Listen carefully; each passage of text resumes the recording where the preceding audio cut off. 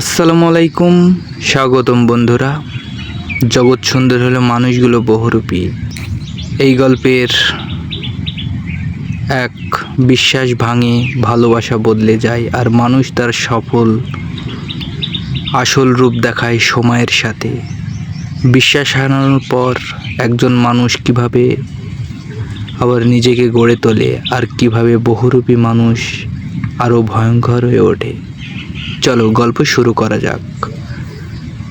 মাসুদ এখন আর আগের মতো সহজ হাসে না। কেন জানি না, সে কথা কম বলে, মানুষ দেখে বেশি। শহরের জীবন তাকে কষ্ট দিয়ে শিখিয়ে দিয়েছে সবাই বন্ধু হয় না, আর সব সাহায্য নিঃস্বার্থ নয়। নতুন অফিসে যোগ দেওয়ার পর মাসুদ সিদ্ধান্ত নেয় সে কারোর কাছে নিজের দুর্বলতা প্রকাশ করবে না, কিন্তু বহুরূপী মানুষ সুযোগ পেলেই কষ্ট দিয়ে বসবে। নতুন অফিসে তার পরিচয় হয় খুশি নামের এক সহকর্মীর সাথে। খুব ভদ্রভাবে মাসুদ কথা বলতো, সব সময় বলে, আপনি খুব ট্যালেন্টেড, আপনার থেকে অনেক কিছু শেখার আছে মাসুদ। মাসুদ ভেতরে ভেতরে সর্তক ছিল, কিন্তু মানুষ তো মানুষই। একটু বিশ্বাস তার মনেও জন্ম নিল।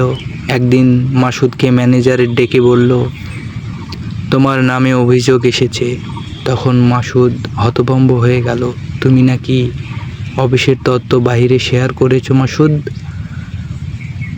তখন মাসুদ বলছে যে না না স্যার, কি করে করতে পারি, এটা আমি খুব সতর্কভাবে কাজ করি। সে বুঝতে পারে না এই অভিযোগ এলো কোথায় থেকে। মাসুদ তা জানতে পারল না। খুশি আড়ালে আড়ালে তার নামে কথা বলছে। যে মানুষটার সামনে প্রশংসা করত, সেই পেছনে ছুরি মারছে। মাসুদ সেই দিন আর অবাক হয়নি, শুধু মনে মনে বলছে, বহুরূপী রূপ বদলায়, চরিত্র বদলায় না। এই ঘটনার পর মাসুদ একা থাকতে শিখে যায়। লাঞ্চ ব্রেক চুপচাপ বসে কাজে ডুবে থাকে। খুশিও লাঞ্চের জন্য ডেকেছে, কিন্তু মাসুদ এড়িয়ে চলেছে। কিন্তু একদিন অফিসের নিচুতলায় এক বৃদ্ধ সিকিউরিটি গার্ডের সাথে তার আলাপ হয়। বৃদ্ধ লোকটি বলেছিল, বাবা, মানুষ যত বেশি বোঝে তত বেশি একা হয়। এই কথাটা মাসুদের বুকের ভেতরে গেঁথে যায়। সময়ের সাথে সাথে মাসুদ নিজের কাজ দিয়ে প্রমাণ করে দেয়, আমি সব কিছু পারি। সে অভিযোগের মানুষ নয়, সে যোগ্যতার মানুষ। খুশি তাকে ফাঁসাতে চেয়েছিল, একদিন সে নিজেই ধরা পড়ে যায়। অফিসে সবাই তখন চুপ, কেউ কিছু বলে না। মাসুদের দূর থেকে শুধু দেখে, তার মনে কোনো আনন্দ নেই, কোনো প্রতিশোধ সুখ নেই, শুধু একটাই উপলব্ধি, স্বার্থ চাপা দেওয়া যায় কিন্তু মেরা ফেলা যায় না। অফিসে সেই ঘটনার পর মাসুদ নিজের মধ্যে এক অদ্ভুত শান্তি খুঁজে পায়।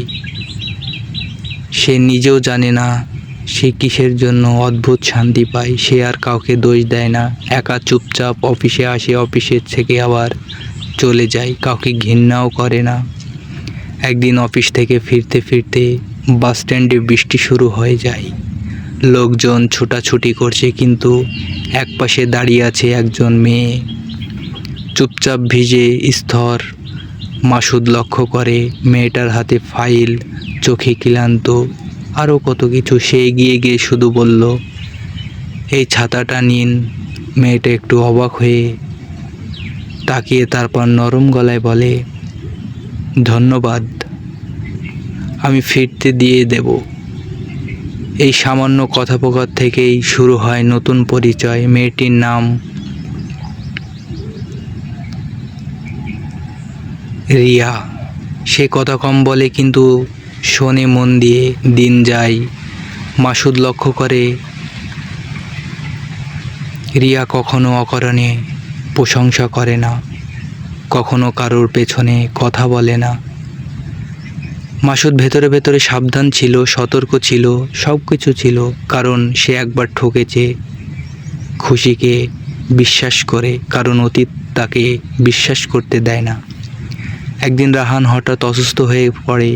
অফিসে খবর পৌঁছে যায়।